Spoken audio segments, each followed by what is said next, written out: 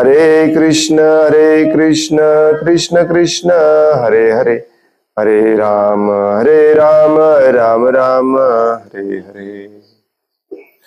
मुखं करोति वाचालं पंगुं लंघायते गिरिं यत्कृपातमहं वन्दे श्रीगुरुं दीनतारिणम्। हरे कृष्ण।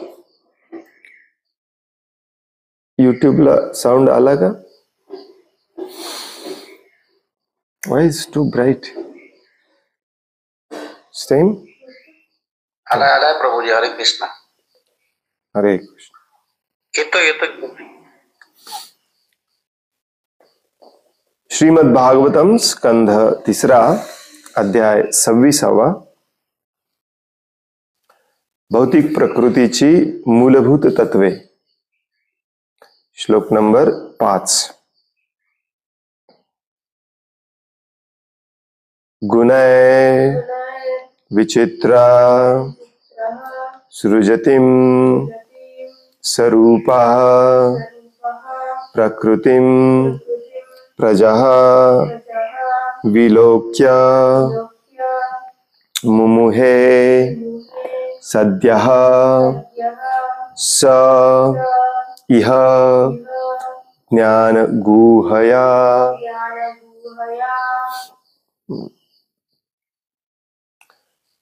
गुणैर्विचित्रा सृजतिं स्वरूपः प्रकृतिं प्रजा विलोक्य मुमुहे सद्यः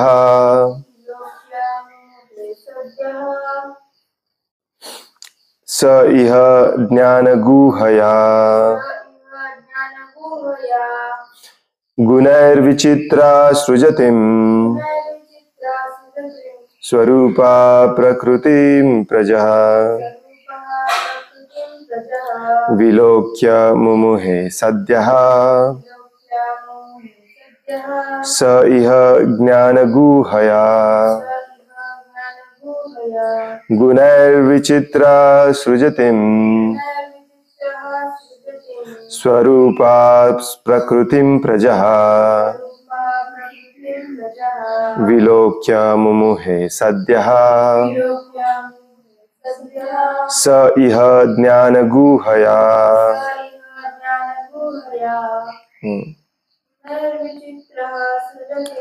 गुणैर्विचित्रः सृजतिं स्वरूपः प्रकृतिं प्रजा विलोक्य मुमुहे सद्यः स इह ज्ञानगूहया। गुणैर्विचित्रा सृजतिं स्वरूपः प्रकृतिं प्रजा विलोक्य मुमुहे सद्यः स इह ज्ञानगूहया। गुणे विविध गुणांनी त्रिविध गुणांनी विचित्रः वैविध्यपूर्ण सृजतिं निर्माण करून स्वरूपः रूपांनी प्रकृतिं भौतिक प्रकृती प्रजा जीवमात्रे विलोक्य पाहून मुमुहे मोहित झालेले सद्यः तत्काळ सह जीव इह या जगात ज्ञानगूहया ज्ञान आच्छादून टाकणाऱ्या वैशिष्ट्यांमुळे।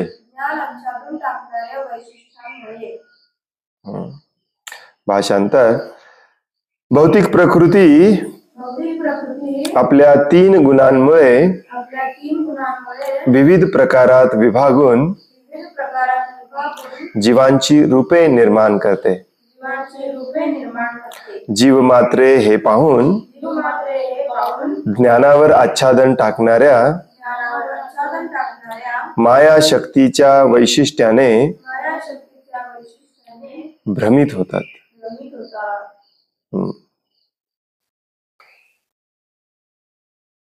कालच्या श्लोकामध्ये आपण वाचलं, भगवान कपिल देव सांगतात की भगवंत या त्रिगुणमयी सूक्ष्म माया शक्तीच्या रूपामध्ये विस्तारित करतात आपल्याला स्वतःला.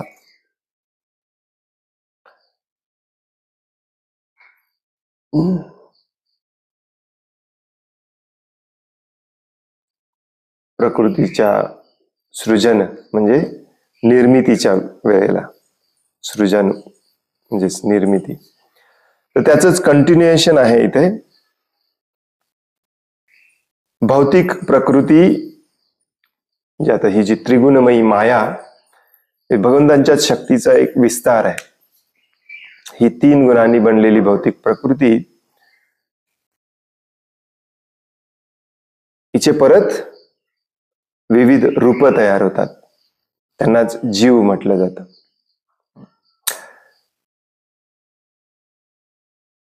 भगवद्गीतेमध्ये देखील सांगितलेलं आहे की भगवान श्रीकृष्ण हे आपले पिता आहेत, बीज प्रदान करणारे, आणि प्रकृती ही आपली माता आहे, कारण ती आपल्याला शरीर प्रदान करते. आणि हे शरीर भौतिक प्रकृतीच्या 8 तत्वांनी बनलेलं असतं आणि याच्यावरती सदैव भौतिक प्रकृतीच्या 3 गुणांचा प्रभाव असतो. आणि या कॉम्बिनेशन मधून विविध रूप तयार होतात, सरूपा, अनेक विविध रूप तयार होतात. आणि हे सगळं पाहून आपलं ज्ञान, जसं काल आपण वाचलं, आवरणात्मका, त्रिगुणमयी आवरण तयार होतं आपल्या ज्ञानावरती, आणि याच्याने आपण भ्रमित होऊन कन्फ्यूज होतो. For the lack of better word. Srila Prabhupada नेहमी शब्द वापरायचे, बिविल्डर होतो.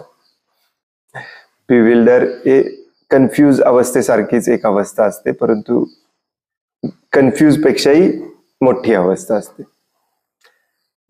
भ्रमित होणे, मोहित होणे, कन्फ्यूज होणे. आणि याच्यामध्येच आपला जेव्हा अहंकार मिक्स होतो तेव्हा हे आपण कन्फ्युजन मान्य पण करत नाही. आपल्याला असं वाटतं की जे चाललंय ते व्यवस्थित चाललंय आणि आपण सगळं काही फिक्स करू शकतो. आणि मग बऱ्याच जन्मानंतर आपल्याला जेव्हा लक्षात येतं की नाही, आपण फिक्स नाही करू शकत, तेव्हा मग आपण शास्त्राचा आधार घेतो, अध्यात्माकडे वळतो. ते सृष्टीच्या सृजन लीलेमध्ये, सृजन प्रक्रियेमध्ये, निर्मिती प्रक्रियेमध्ये हे कसं होतं हे भगवान कपिलदेव समजावून सांगत आहेत. स्वतःला ते या त्रिगुणमयी माया शक्तीच्या रूपामध्ये विस्तार करतात. या 3 गुणांच्या प्रकृतीमुळे विविध रूप तयार होतात आणि हे सर्व पाहून आपल्या ज्ञानावरती एक प्रकारचं कवरिंग येतं आणि आपण भ्रमित होतो, मोहित होतो.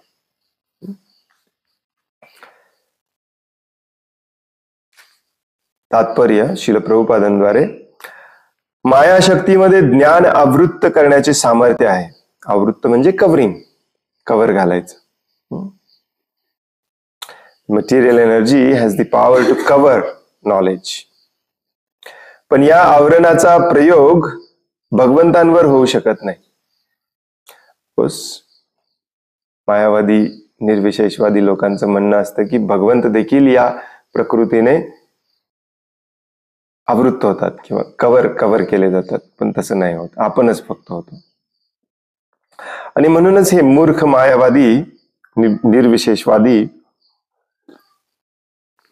अशा प्रकारचा सिद्धांत मानतात की आता माझ्या ज्ञानावरती कव्हर आलेला आहे आणि मी सगळ्या प्रकारचं ज्ञान घेऊन हे कव्हर बाजूला केलं की मी पण भगवान होणार. सध्या स्थितीमध्ये मी भगवान नाही आहे, मे बी. शक्ती कुठे आहे? कव्हर झाली आहे. ज्या दिवशी मी शुद्ध होईन या कव्हर मधून बाहेर होईन तेव्हा परत भगवान होईल. हे भगवानच्या व्याख्येतच बसत नाही ऍक्च्युली. असा कसला भगवान जो चुटक्याच्या गोष्टीने भ्रमित होतो. आणि म्हणूनच ते भगवंतांना आपल्या लेवलला आणून भगवंत देखील या 3 गुणांनी प्रभावित होतात, आवृत्त होतात, त्यांच्यावरती पण कव्हर येतं असं म्हणायला लागतात. स्वतःला जर श्रेष्ठ सिद्ध करायचं असेल तर समोरच्याला आपल्या लेवलला तरी आणलं पाहिजे किंवा आपण त्याच्या लेवलला गेलं पाहिजे. या 2च गोष्टी आपण करू शकतो.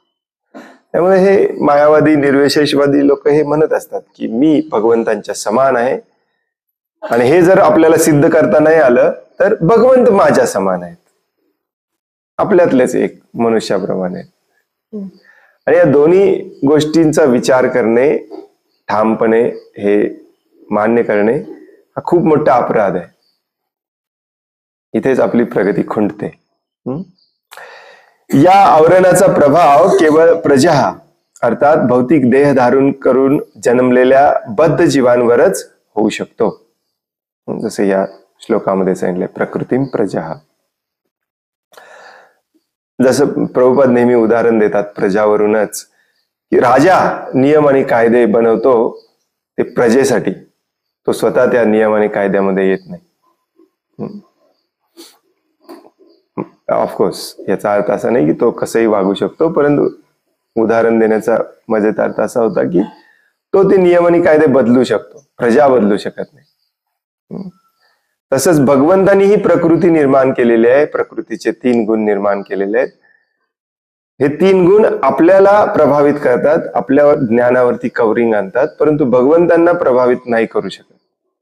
कारण भगवंत ते कंट्रोल करतात, पाहिजे तेव्हा ते बदलू शकतात, बंद करू शकतात. भगवद्गीता आणि अन्य वैदिक शास्त्रांमध्ये सांगितल्याप्रमाणे प्राकृतिक गुणांनुसार विविध प्रकारचे जीव आहेत. भगवद्गीतेच्या 7व्या अध्यायाच्या 12व्या श्लोकामध्ये सुंदर वर्णन आढळते की सत्व, रज आणि तम हे त्रिगुण जरी भगवंतांपासून प्रकट झालेले असले तरी त्यांचा भगवंतांवर प्रभाव होऊ शकत नाही. Let's see what is the श्लोक. कोणाला लक्षात आहे? 7:12.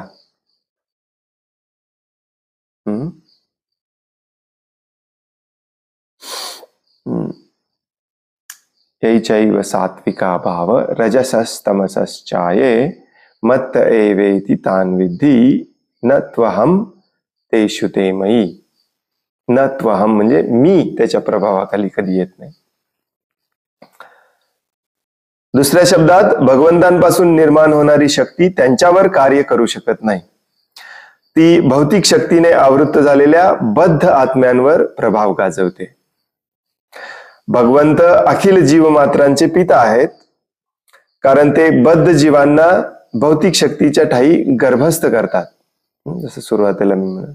म्हणूनच बद्ध जीवांना प्राकृतिक शक्तीद्वारे निर्मित देहांची प्राप्ती होते, परंतु जीवाचा पिता मात्र त्रिगुणांपासून अलिप्त असतो.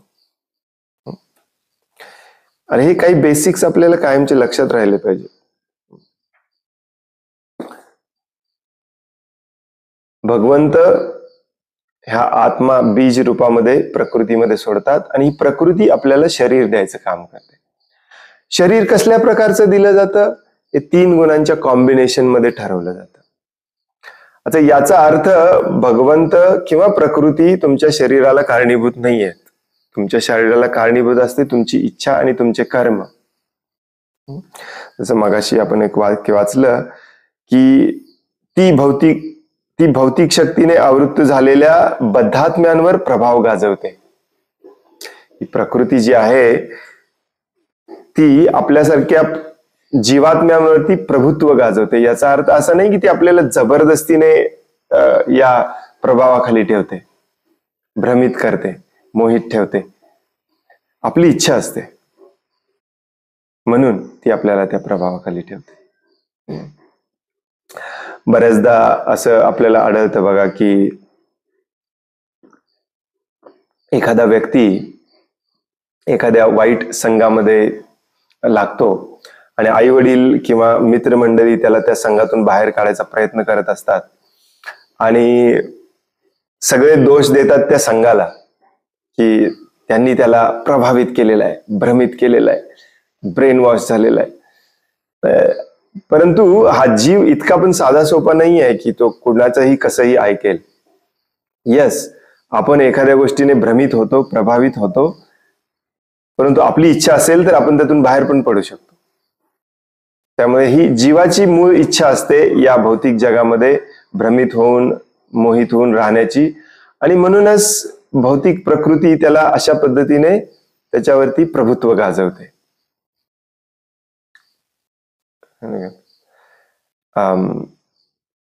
हे सगळं प्रभुपादांना सांगायची काही गरज नाही, परंतु बऱ्याच लोकांना असंही वाटत असेल की हे सगळं ऐकून मी काय करू. की यस, मला मान्य आहे भौतिक प्रकृती जी आहे ती 3 गुणांनी बनलेली आहे, ती माझ्यावरती प्रभाव टाकते. भगवंत त्याच्या प्रभावाखाली कधीच येत नाहीत.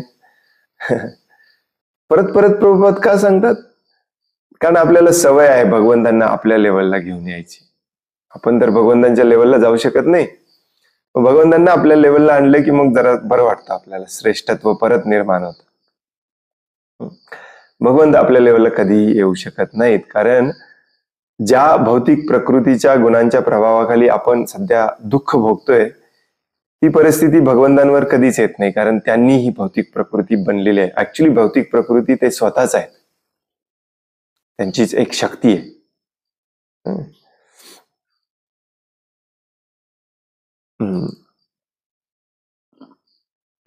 ही त्यांची अरेंजमेंट आहे. ते आपल्याला इथे बीज स्वरूपात सोडतात आणि प्रकृती आपल्याला शरीर देते. प्रभुपाद नेहमी याची तुलना करून उदाहरणात्मक आपल्याला समजावून सांगतात की जसं पिता हा बीज देणारा असतो आणि माता आपल्या गर्भामध्ये त्या बीजाला शरीर प्रदान करते. समजायला खूप सोपं आहे का? जे गर्भामध्ये जे भ्रूण वाढतं मातेच्या, त्याचं शरीर देतं कोण? जसं आपलं शरीर कोण बनवतं? रोज आपण चपाती खातो, भाकरी खातो, भाजी खातो, त्याच्यापासून आपली नख, शरीर, आपल्या पेशी बनतात.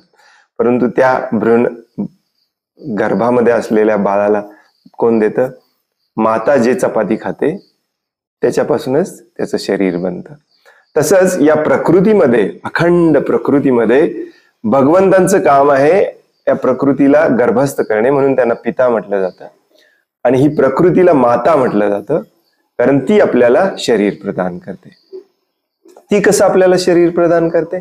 कारण हे शरीर ज्या तत्वांनी बनलेलं आहे, पृथ्वी, अग्नी, जल, वायू, आकाश, मन, बुद्धी, अहंकार, हे प्रकृती आहे. प्रकृती आपल्याला थोड्याफार प्रमाणामध्ये देते. समजायला खूप सोपं आहे. तुम्ही त्याला कॅल्शियम, आयर्न, पोटॅशियम काही म्हणा, परंतु शास्त्रामध्ये त्याला पंचमहाभूत म्हटलेलं आहे. हे द्यायचं काम प्रकृती करते.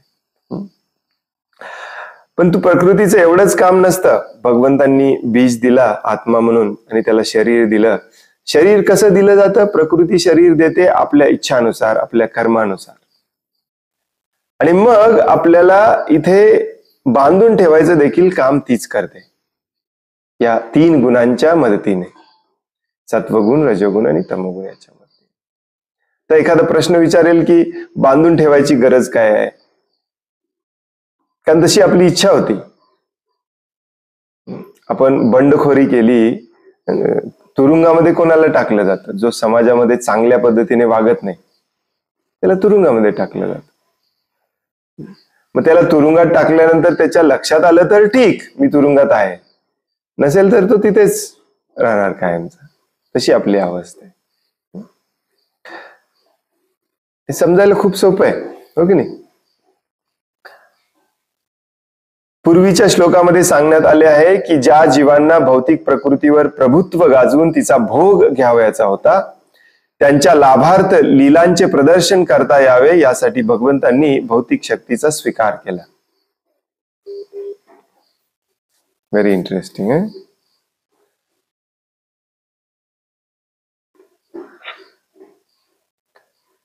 या भौतिक प्रकृतीवर प्रभुत्व गाजवून तिचा भोग घ्यायचा आपली इच्छा असते. मला भोगी व्हायचंय, मला पुरुष व्हायचंय, मला प्रभू व्हायचंय, मला ईश्वर व्हायचंय, या इच्छेने आपण आलेलो असतो. आणि ही इच्छा पूर्ण करण्यासाठी ही प्रकृती आपल्यासाठी भगवंत बनवतात. आलं का लक्षात? आपल्यासाठी ते हे बनवतात. आणि हा मेन मुद्दा जर तुमच्या लक्षात आला तर तुमच्या लक्षात येईल की श्रीमद भागवतमच्या या पहिल्या 3 स्कंदामध्ये भौतिक प्रकृतीची रचना आणि भौतिक प्रकृतीची निर्मिती हे डिटेलमध्ये पुन्हा पुन्हा रिपीट करून का सांगितलंय. तुम्हाला हा पॉइंट लक्षात यावा की तुमची इच्छा होती प्रभू व्हायची, तुमची इच्छा होती प्रभुत्व गाजवण्याची, परंतु ते समाजाला हानिकारक असल्यामुळे तुमच्यासाठी वेगळं तुरुंग बनवण्यात आलं. तिथे जाऊन तुम्ही प्रभू व्हायचा प्रयत्न करा. ही पण एक भगवंतांची कृपाच आहे. भगवंतांना जर वाटलं असतं की हा वैकुंठ लोकामध्ये सगळे नियम बंधनं पाळून राहत नाही, भगवंतांनी मारून टाकलं असतं, ह्याला फिनिश करून टाका, याचं अस्तित्वच नष्ट करा.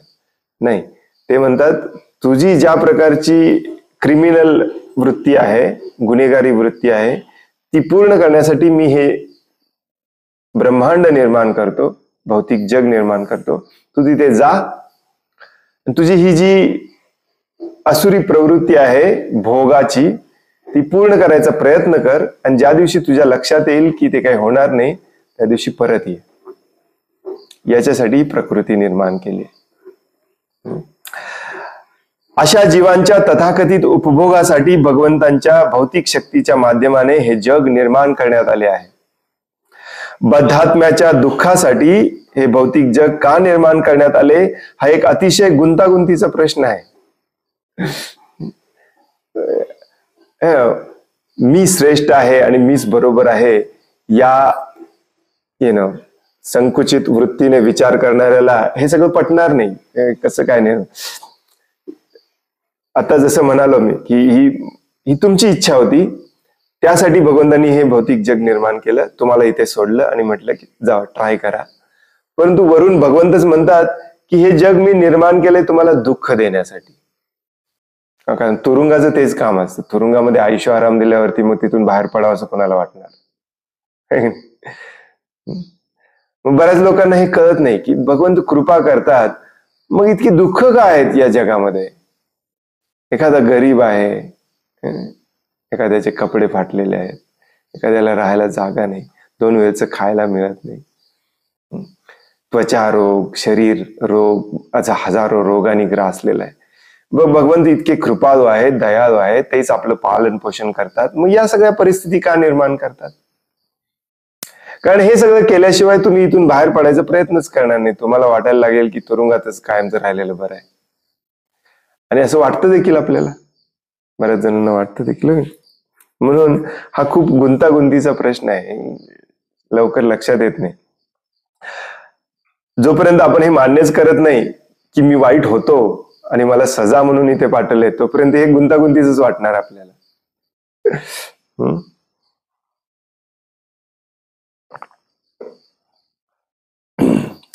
कालच्या श्लोकामध्ये, मागील श्लोकामध्ये आलेल्या लीलया या शब्दात, या संदर्भात एक सूचना करण्यात आली आहे. लीलया म्हणजे भगवंतांची लीला. ही भौतिक सृष्टी निर्माण करणे, हिचं पालन पोषण करणे, ही पण भगवंतांची लीलाच आहे, पास्ट टाइम. लीलया म्हणजे भगवंतांच्या लीलांसाठी बद्धात्म्यांमध्ये असणारी भोग घेण्याची प्रवृत्ती भगवंतांना सुधरवायची असते. भगवद्गीता सांगते की भगवंत हेच एकमेव भोक्ता आहेत, त्यांच्या व्यतिरिक्त इतर कोणीही भोक्ता नाही. भोक्ता म्हणजे भोग घेणारा. म्हणून जो कोणी भोग घेण्याचे ढोंग करतो त्याच्यासाठी हे भौतिक जग निर्माण केलेलं आहे. सुधरवायची. तुरुंगाचं 1-2 काम असतात. तुरुंग किंवा जेल आपण ज्याला म्हणतो, त्याचे 2 प्रमुख उद्देश असतात. एक म्हणजे तुम्हाला सजा देणे, तुम्हाला कम्फर्टेबल लाईफ नाही मिळणार तिथे, आणि दुसरं म्हणजे तुम्हाला सुधरवण्याचा चान्स देणे. त्याच्यासाठी विविध उपक्रम असतात तुरुंगामध्ये, हो की नाही. तुम्ही चांगलं व्हावं, सुधारावं आणि लवकर बाहेर पडावं.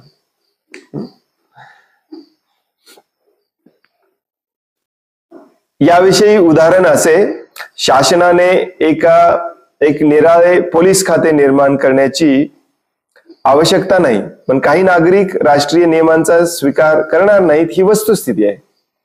आणि म्हणूनच अपराध्यांच्या बंदोबस्तासाठी वेगळे खाते असणे अत्यावश्यक आहे.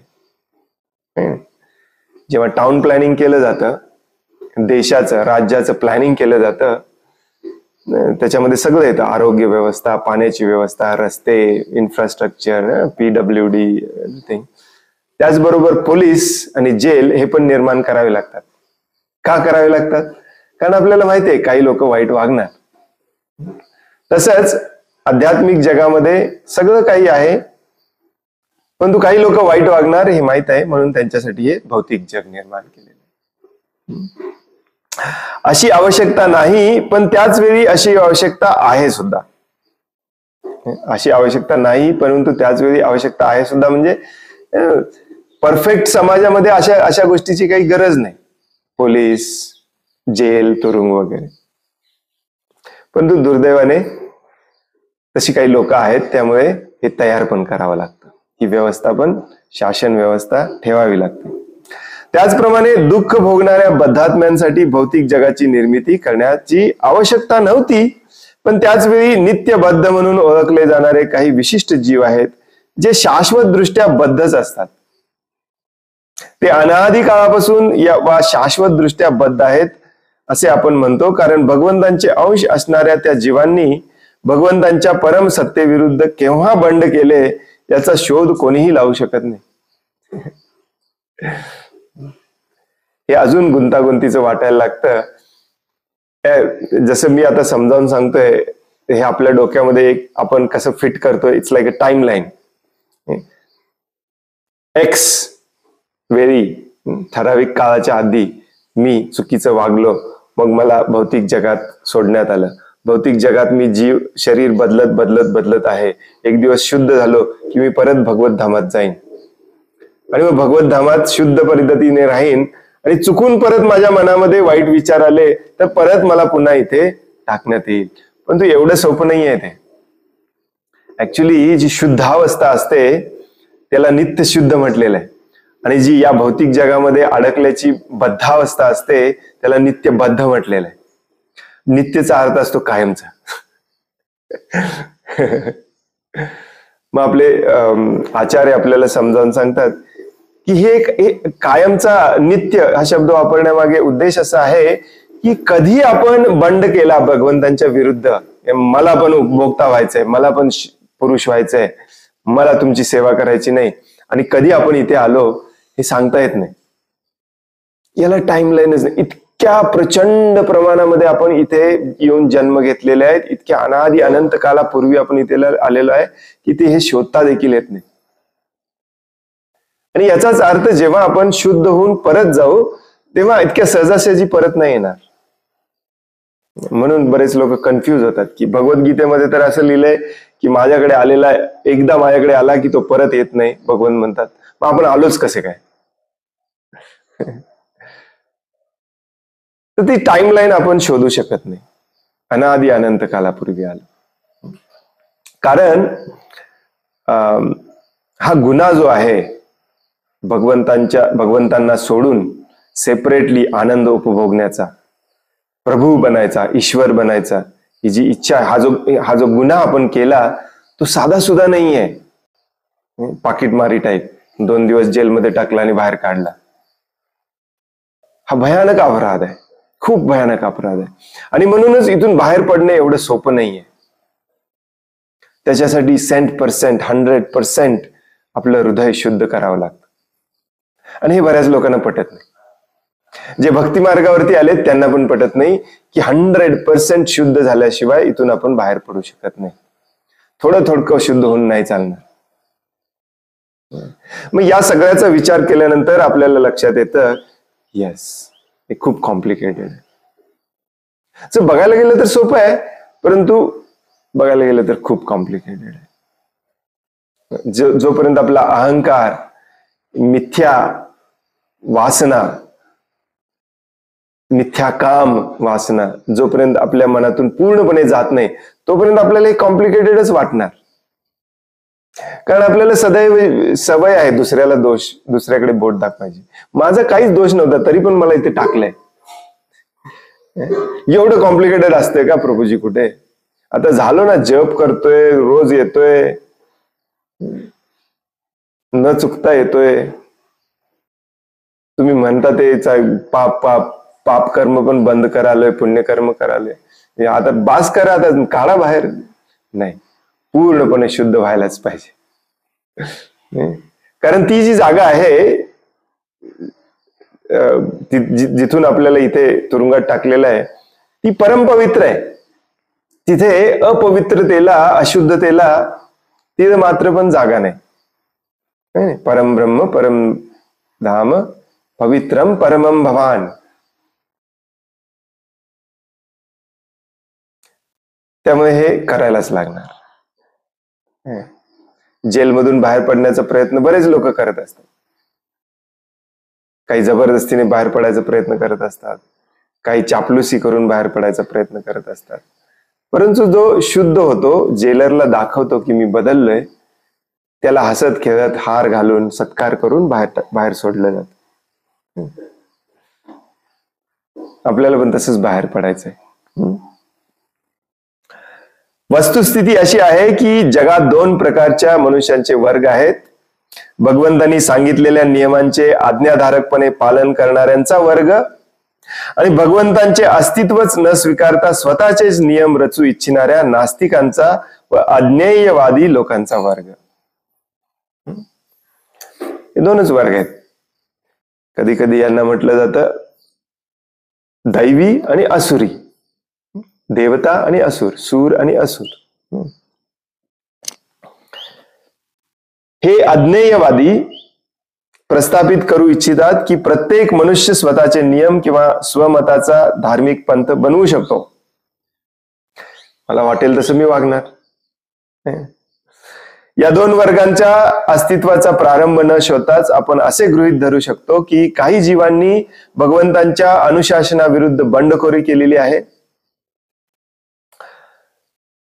अशा जीवांनाच बद्धात्मे म्हटले जाते. कारण ते त्रिगुणांच्या बंधनात गुरफटलेले असतात. बद्धात्मे म्हणजे बांधून ठेवलेले. आणि यासाठीच गुन्हे विचित्र आहे शब्द योजलेले आहे. किती छानपणे समजावून सांगतात बघ. श्लोकाची सुरुवात त्या शब्दाने होते, गुन्हे विचित्र. विचित्र म्हणजे विविध, स्वरूप.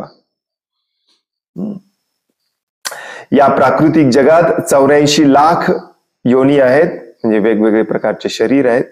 त्यांच्या आत्मस्वरूपाचा विचार केल्यास ते सर्व या ऐहिक जगाच्या पलीकडे आहेत. म्हणजे मुळात त्यांना आत्मा म्हणून जर समजलं तर या जगाशी काय त्यांचा संबंध नाही. तर मग ते स्वतःला या जीवनाच्या विविध स्तरांमध्ये प्रकट करतात. का करतात? या प्रश्नाचे उत्तर या ठिकाणी दिलेले आहे. ते भौतिक प्रकृतीच्या 3 गुणांनी प्रभावित झालेले आहेत.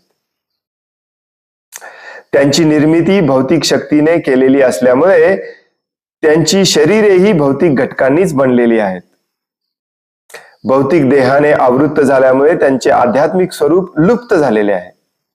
लुप्त म्हणजे झाकून ठेवलेलं आहे.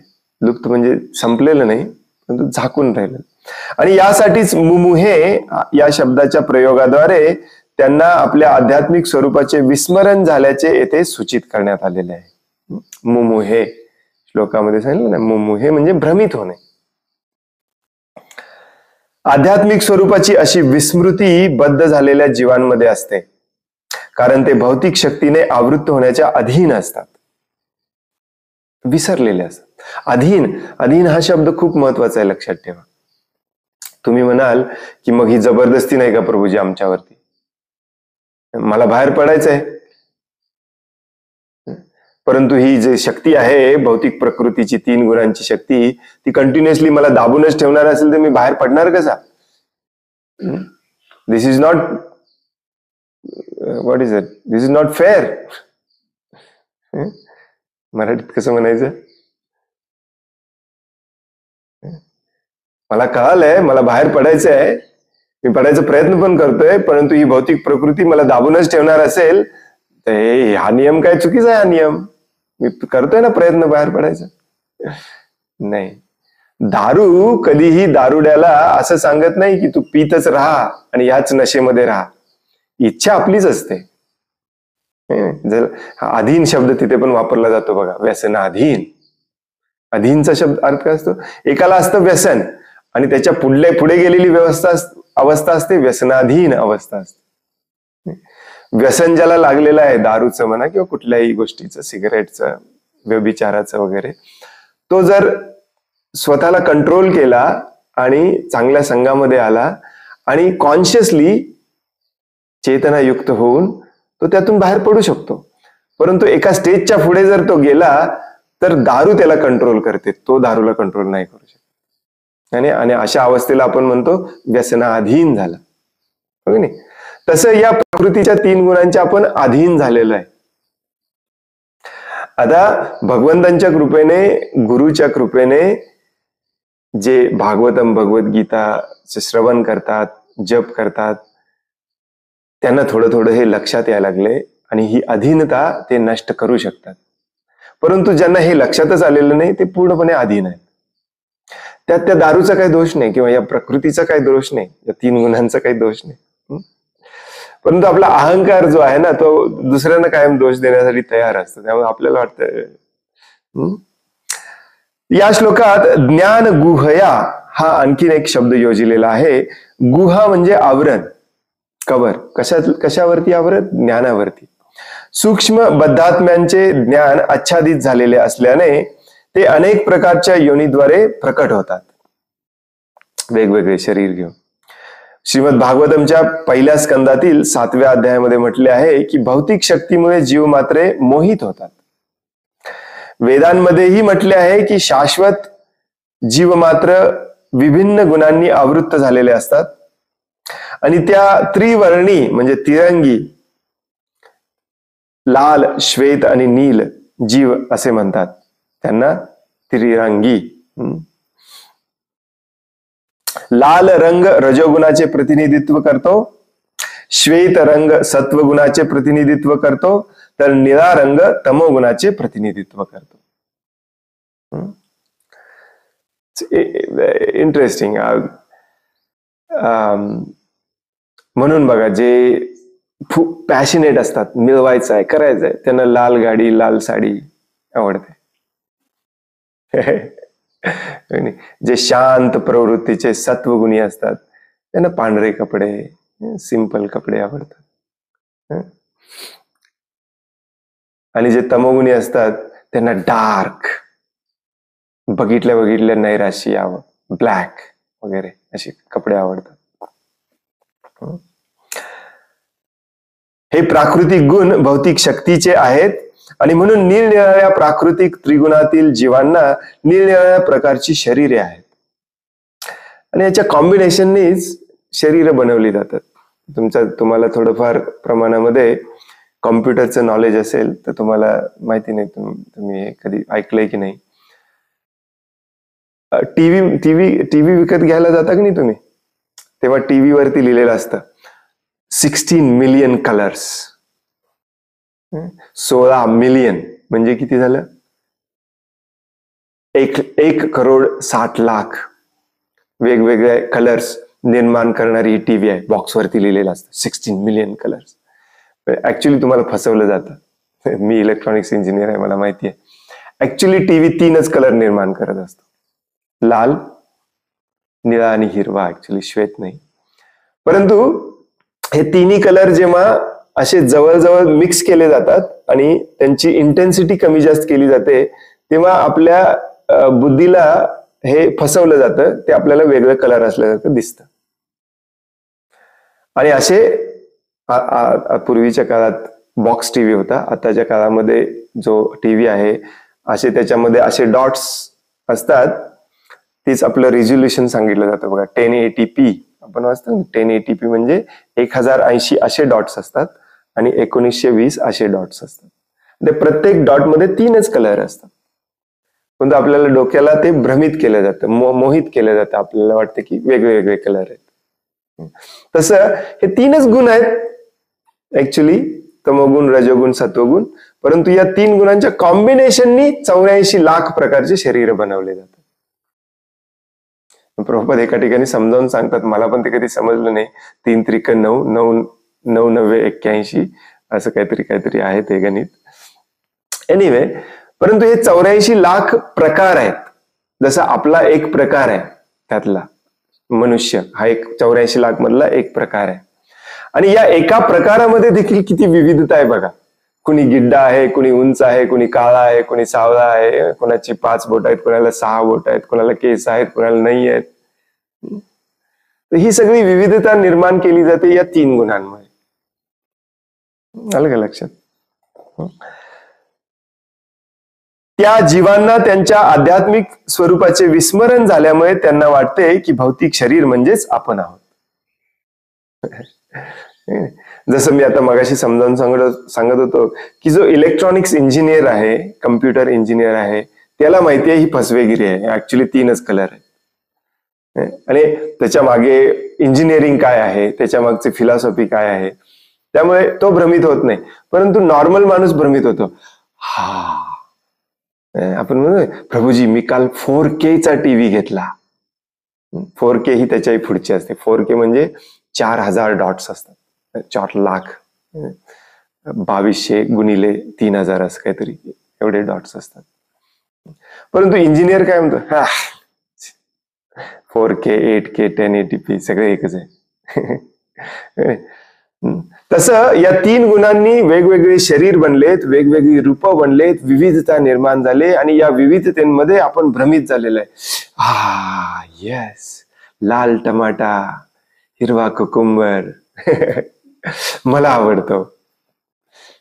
आणि मग इथे आपण अडकलोय. येस म्हटलं की अडकतो आपण. तर यालाच हे सगळं सांगण्याचा उद्देश काय आहे, यालाच म्हटलं जातं बद्धावस्था, स्वतःला बांधून घेणे. आणि भौतिक शरीर म्हणजेच आपण आहोत असं त्याला वाटायला लागतं. बद्ध जीवांसाठी मी म्हणजे भौतिक शरीरच असते. यालाच मोह अथवा भ्रम असे म्हणतात. यालाच म्हणायचं मोह किंवा भ्रम. तर कठोपनिषदात पुन्हा सांगितलेले आहे, कठोपनिषदामध्ये पुन्हा सांगितले आहे की पुरुषोत्तम भगवंतांवर भौतिक प्रकृतीच्या प्रभावाचा मुळीच परिणाम होत नाही. उलट पक्षी बद्धात्मे किंवा परमपुरुषाचे सूक्ष्म व परिमित अंशच भौतिक शक्तीने प्रभावित होतात आणि त्रिगुणांच्या प्रभावाखालील विविध शरीरांमध्ये प्रकट होतात. जसं परवा आपण चर्चा करत होतो भगवद्गीतेच्या इंट्रोडक्शन मध्ये की ज्ञान म्हणजे काय जाणायचंय आपल्याला, मी कोण आहे आणि भगवान कोण आहे, बस. आणि याच्यासाठीच हे समजावून सांगितलं जातं की या 3 गुणांच्या मध्ये मी अडकलोय, स्वतःला मी शरीर समजत बसलोय. परंतु भगवंत मात्र या 3 गुणांमध्ये कधीही अडकत नाहीत. वाव, मला पण तसं होता येईल का, मी पण अडकणार नाही. येस, होता येतं. मग तो मार्ग मला दाखवा. यालाच म्हणायचं जिज्ञासा. आणि ही जिज्ञासा जेव्हा उत्पन्न होते तेव्हा मनुष्य अध्यात्मामध्ये येतो. त्यालाच अध्यात्म म्हटलं जातं, त्यालाच अध्यात्माचा मार्ग म्हटला जातो. ही आपल्या डोक्यामध्ये खूप चुकीची विचित्र कल्पना आहे अध्यात्म म्हणजे. अध्यात्म म्हणजे काही जणांना वाटतं या देवीची आराधना करणे, त्या देवीची आराधना करणे. नो, आत्म, मी कोण आहे, हे सगळी जी विविधता निर्माण केली, हा जो झगमगाट निर्माण केला, त्याच्यामध्ये मी करून अडकलोय, हे कुणी निर्माण केलं आणि तो का याच्यात अडकत नाही, मग मी पण त्याच्यासारखं बाहेर पडू शकतो का, हे प्रश्न विचारणे म्हणजे अध्यात्म. हरे कृष्ण. व्हेरी नाईस, इंटरेस्टिंग तात्पर्य होता आजचा. बेसिक, कधी कधी बेसिक परत एकदा वाचायला ऐकायला खूप छान वाटत. रिमाइंडर रिमाइंड करून दिला. हरे कृष्ण. कोणाला काही प्रश्न आहे, काही सांगायचं आहे?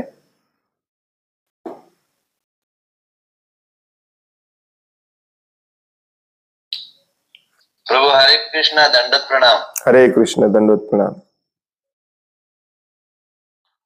असं वाटत होतं की म्हणजे आपल्याला असं समोर ठेवलंय, म्हणजे मला असं अनुभव आला की मी समोर आणि भगवंत मला अशा प्रकारे सांगत, मला एकट्या सांगत हे बघ हे असं आहे असं आहे असं पूर्ण असं प्रकारे दाखवला, हे असे पण असं असं, आणि एकदम अच्छा वाटलं खरं हे असंच आहे. आणि आपण किती भ्रमात याच्यामध्ये पडलेलं, म्हणजे हे ज्ञान असं वाटत की मला माझ्यासाठी स्पेशल आजचा क्लास असं मला वाटलं. हरे कृष्ण.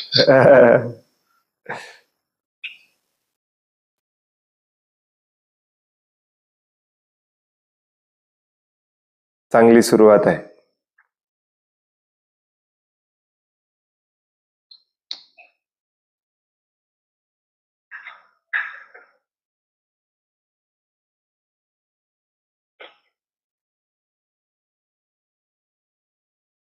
हरे कृष्ण, दंडवत प्रणाम. हरे कृष्ण, दंडवत प्रणाम.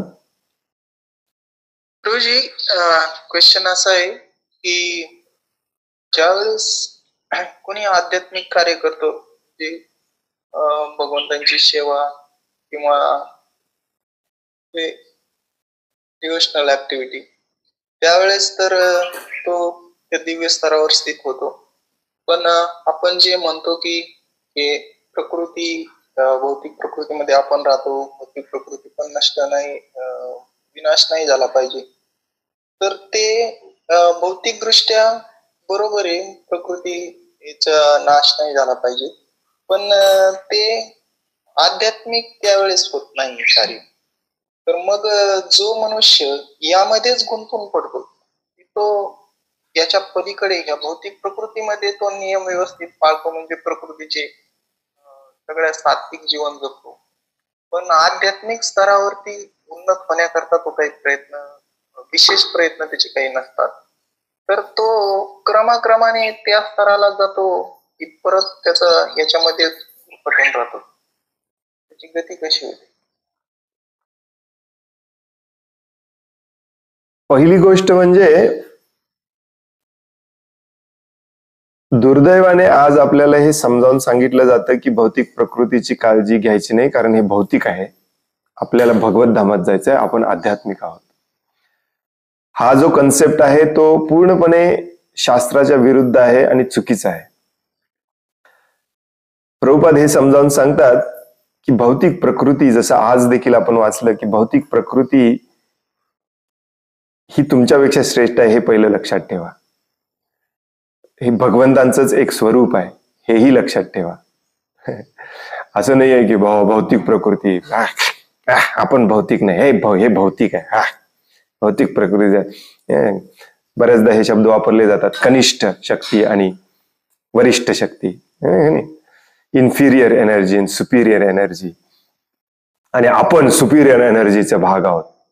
भगवंत म्हणतात 7व्या अध्यायामध्ये भगवद्गीतेच्या, इन्फिरियर एनर्जीची आपल्याला काही देणं घेणं नाहीये.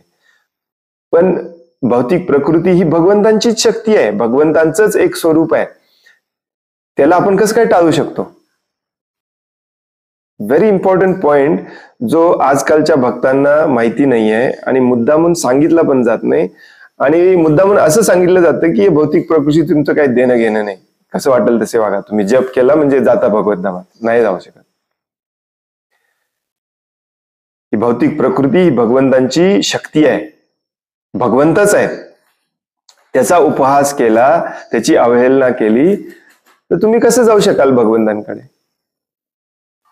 नाही जाऊ शकणार. त्याची पण काळजी घ्यायचं कर्तव्य आपलंच आहे. मग आता पुढचा प्रश्न येतो, आणि ती घेतलीच पाहिजे बाय द वे, आणि हे खूप छान समजावून सांगितलेलं आहे श्रीमद भागवतमच्या 2ऱ्या स्कंदाच्या 1ल्या, 2ऱ्या आणि 3ऱ्या अध्यायामध्ये. शुकदेव गोस्वामी या क्रमानेच सांगतात,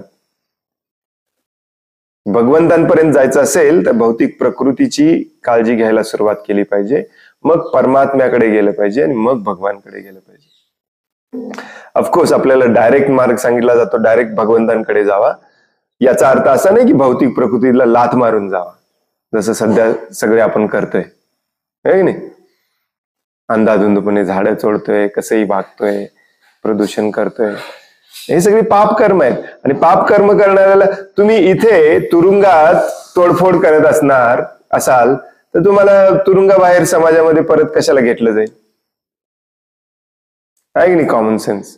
तुम्हाला तुरुंगात पाठवलंय वैकुंठ लोकातून इथे सजा भोगण्यासाठी. येस, तुरुंग वाईट असते माहितीये मला, त्या तुरुंगातनं बाहेर पडायचं हे पण माहितीये मला, परंतु याच तुरुंगामध्ये तुम्ही त्या तोडफोड करायला लागला. तुरुंग थर्ड क्लास आहे, आपल्याला तर तिथे जायचंय. तुमच्या या प्रवृत्तीला बघून तुम्हाला तिथे कोणी घेईल परत? हा तर तिथे तोडफोडच करतो नुसता. त्यामुळे भगवंत पाहणार कसं की तुम्ही सुधारलाय की नाही, तुम्ही या भौतिक जगात किती चांगलं वागता हेच बघून ते त्याची परीक्षा करणार की तुम्ही चांगलं वागताय, चांगलं झालंय की नाही. त्यामुळे इथल्या प्रकृतीची, निसर्गाची काळजी घेणे हे भक्ताचं आद्य कर्तव्य असतं. हे 99.99% भक्तांना माहिती नाही आपल्या, आणि मूर्खपणाने आपण कसेही वागतो. मग आपल्या समोर, आता तुमच्या प्रश्नाकडे येतो मी, मग आपल्या समोर हे स्पष्टीकरण दिलं जातं की हे मूर्ख लोक बघा, फक्त निसर्गाचीच काळजी करतात, फक्त समाजसेवाच करतात, भगवंतांसाठी काही करतच नाहीत, हे कधी भगवद्धामात जाणारच नाहीत. तुमच्या पहिले ते जाणार आहेत ऍक्च्युली, कारण तुम्ही फक्त जप करायचा ढोंग करता. भगवंत जे म्हणतात, भूमी रपो नलवायू खम मनो बुद्धी रेवचा भिन्नामे प्रकृतीर अष्टदा, ही माझ्या 8 प्रकारच्या शक्ती आहेत. त्या शक्तींची काळजी ते घेतात, भले त्यांना भगवान माहिती नसेल कोण आहे. तुम्हाला माहिती आहे भगवान कोण आहे, परंतु त्या तुम्ही शक्तीची कशी वाटेल तशी विल्हेवाट लावता. मग कोणाला घेणार सांगा भगवंत पहिल्यांदा आध्यात्मिक जगामध्ये? तुमच्यासारख्या ढोंगी भक्तांना घेणार का ज्याला भगवंत माहिती नाही आहेत, परंतु तो भगवंतांच्या शक्तीची मात्र सेवा करतो छानपणे, त्याला घेणार? ऑफकोर्स त्याला भगवंत समजायला वेळ लागणार. तो जर हे मान्यच करत नसेल की भगवानांचं स्वरूप पण आहे, परंतु निसर्ग, भौतिक प्रकृती हेच भगवंतांचे स्वरूप आहे, हे एवढंच मान्य करत असेल, तर त्याला थोडा वेळ लागणार या स्टेजला यायला की याला बनवणारा पण कोणीतरी आहे. आणि साहजिकच तेव्हा त्याची कृतज्ञता वाढणार, कमी नाही होणार.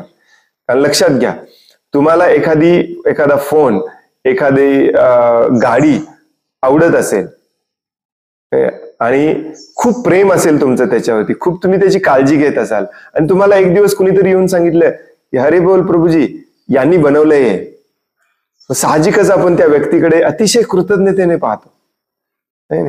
स्टेजची सजावट आपल्याला आवडली, वाव किती छान स्टेज सजवलेला आहे. मग कुणीतरी येऊन आपल्याला सांगितलं प्रभूजी या प्रभूंनी केलंय, आपण त्या प्रभूजींच्याकडे पण त्याच दृष्टीने पाहतो, वाव तुम्ही केलंय प्रभूजी, वाव किती छान. मग ही प्रकृती ज्याची मी रोज काळजी घेतोय, हे ज्यांनी बनवले हे माझ्या लक्षात आल्यानंतर मी द्वेष कसा करेन? मी ऑटोमॅटिकली तिकडे जाणार. त्यांची स्टेप बाय स्टेप जाण्याची प्रवृत्ती असते. परंतु जो ढोंग करतोय जप करायचा, तिलक लावायचा, परंतु निसर्गाची, प्रकृतीची अजिबात काळजी करत नाही, त्याने ऍक्च्युली कधी मान्यच केलेलं नाही आहे भगवंतांना. तो फक्त भगवंतांना मान्य करायचा ढोंग करतोय. म्हणजेच तो या तुरुंगातून काहीतरी लाच देऊन, लाच लुचपत करून बाहेर पडायचा प्रयत्न करतोय, परंतु एवढं सोपं नाही आहे या तुरुंगातून बाहेर पडणे. शुद्ध व्हावंच लागतं, जसं मगाशी मी सांगत होतो, शुद्ध हे व्हायलाच पाहिजे. त्यामुळे जो निसर्गाची हानी करतो आणि मंदिरामध्ये येऊन अतिशय उत्तम रीतीने पूजा अर्चना करतो, त्याला भगवंत कधीही जवळ घेत नाही. आणि हे तुम्हाला आश्चर्य वाटेल की आणि बरेच भक्त लोक हे पहिल्यांदा ऐकतात ऍक्च्युली, परंतु हे पहिल्यांदा नाही आहे. भागवतम मध्ये पानावरती लिहिलेलं आहे, भगवद्गीतेमध्ये लिहिलेलं आहे, सगळीकडे लिहिलेलं आहे.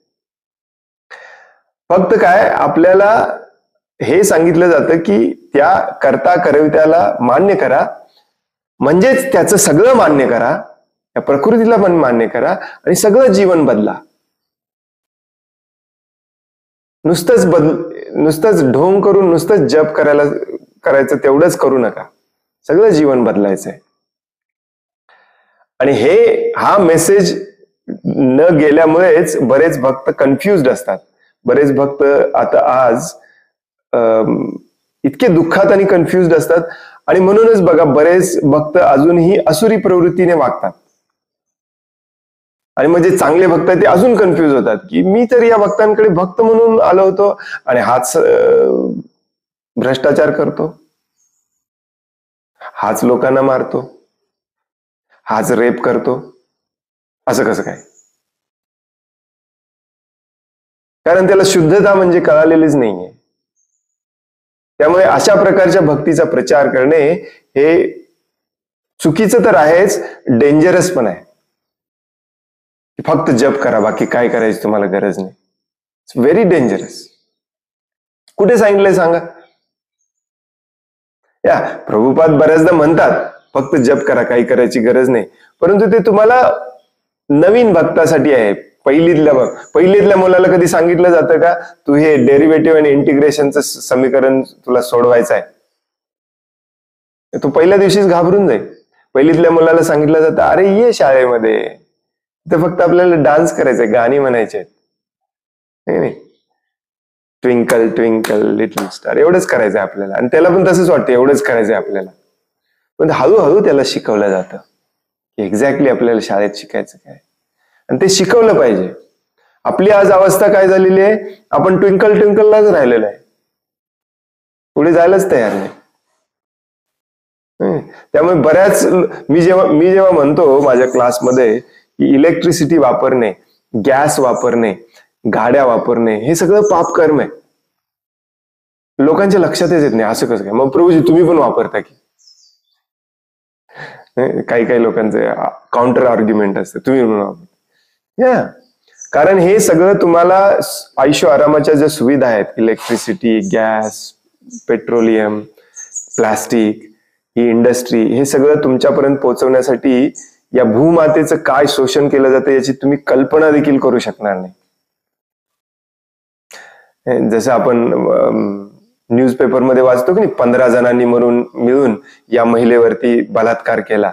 हे काहीच नाहीये. आपण करोडो मिळून एकाच वेळी या भूमातेवरती बलात्कार करतोय सध्या स्थितीमध्ये. आणि याचं तुम्हाला भक्त म्हणून काही वाईट वाटत नसेल मनामध्ये, तर तुम्ही भक्त कसले? हो की नाही? Actually it's a common sense. त्यामुळे या दृष्टिकोनातून जर आपण पाहिलं तर आपल्यासारखे ढोंगी भक्त, आपल्याला वेळ लागणार आहे भगवंतांकडे जायला. परंतु जो भगवंतांना मानत नाही परंतु निसर्गाला मानतो, तो लवकर जाणार आहे भगवंतांकडे. जरी भागवतम मध्ये बऱ्याच ठिकाणी उलट सांगितलेलं असलं तरी तुम्हाला वाटेल की मी उलट सांगतोय की काय.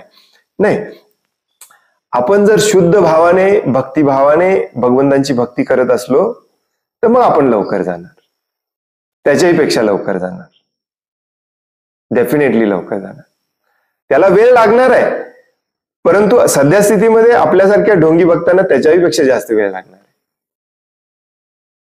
हे आपण लक्षात ठेवलं पाहिजे. गणित प्रभुपादांची बरेच प्रवचन आहेत, तुम्हाला मी एक कलेक्शन करून पाठवतो. 100% पाप बंद केल्याशिवाय कोणीही इथून जाऊ शकत नाही, प्रभुपाद सांगतात. एकाच वेळी पाप कर्म करणे आणि भक्ती करणे इम्पॉसिबल. परवाच मेसेज पाठवलेला बघा, प्रभुपाद म्हणतात इट्स इम्पॉसिबल. आणि हे आपल्या कुठे पल्ले पडत नाही, लवकर डोक्यात शिरत नाही आपल्या. हो की नाही?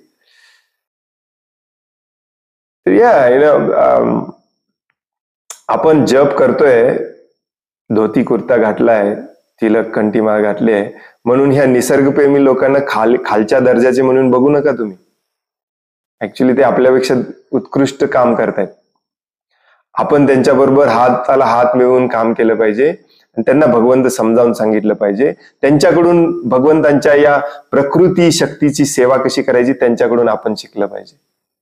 आणि आपण त्यांना भगवंतांची विग्रह सेवा कशी करायची हे शिकवलं पाहिजे. कदाचित ते शिकणार नाहीत, राहू दे, आपण त्यांच्याकडून तरी शिकू ना, आपण शुद्ध होऊ. हा भाव ठेवला पाहिजे. माफ करा, बऱ्याच वेळेला मी तुम्ही म्हटलं, परंतु तुम्हाला पर्टिक्युलरली पर्सनली बोलायचं नव्हतं, परंतु बोलण्याची एक पद्धत असते. हरे कृष्ण. प्रभूजी, हरे कृष्ण.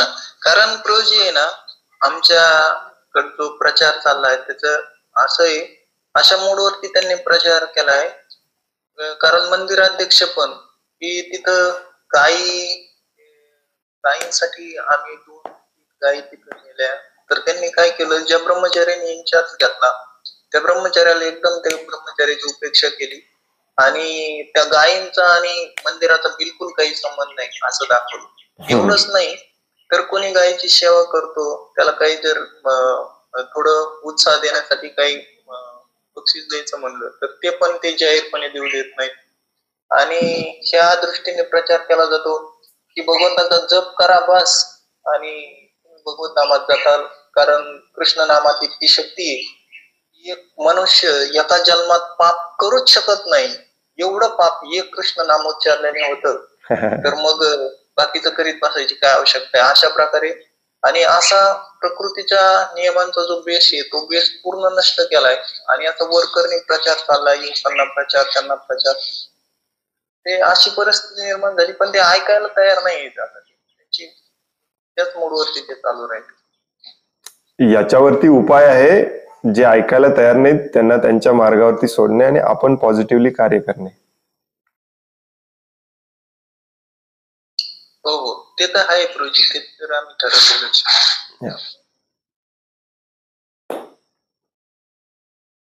हरे कृष्ण.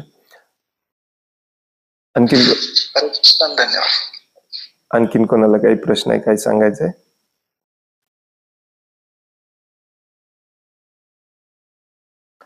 हरे कृष्ण. खूप खूप धन्यवाद. वांछा कल्पतरोभयश्च कृपा सिंधुभ्य एव च पतितानां पावनेभ्यो वैष्णवेभ्यो नमो नमः. अनंत कोटि वैष्णव वृंद की जय. वैष्णव ठाकुर शिल प्रभुपाद की जय. ग्रंथराज श्रीमद् भागवतम की जय. हरे कृष्ण. हरे कृष्ण. धन्यवाद. हरे कृष्ण.